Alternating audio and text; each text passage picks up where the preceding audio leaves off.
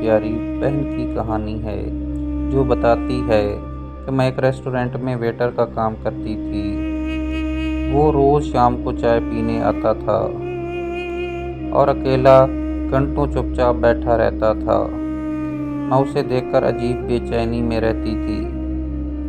میرا دل کرتا تھا کہ اس سے بات کروں، لیکن ہوٹل انتظامیہ کی طرف سے کسٹمر سے پرسنل بات چیت کی اجازت نہیں تھی۔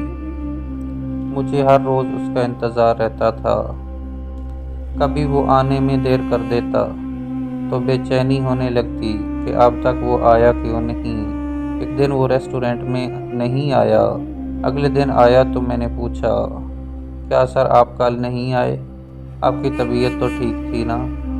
اس نے مسکرا کر میرا نام پوچھا، پھر میرا نام پکارتے ہوئے کہنے لگا میں بالکل ٹھیک ہوں اور کل میں شہر سے باہر تھا۔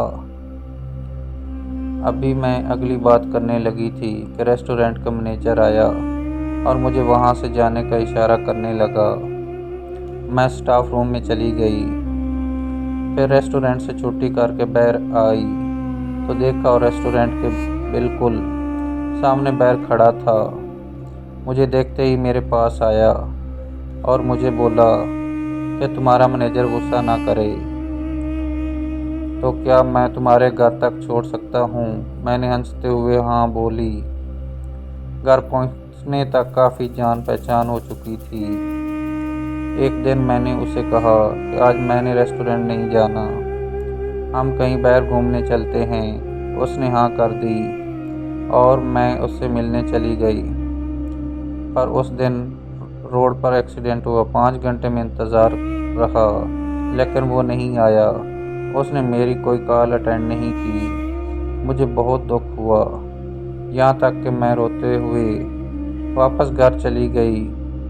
اگلی صبح نیوز میں اس کی تصویر دیکھی۔ نیوز سن کر میرے پاؤں تلے زمین نکل گئی کہ کل اس کی ایک ایکسیڈنٹ ہوا ہے، موت ہو چکی ہے۔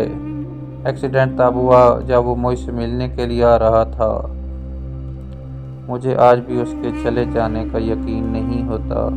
میری نظریں آج بھی اس کو تلاش کرتی ہیں۔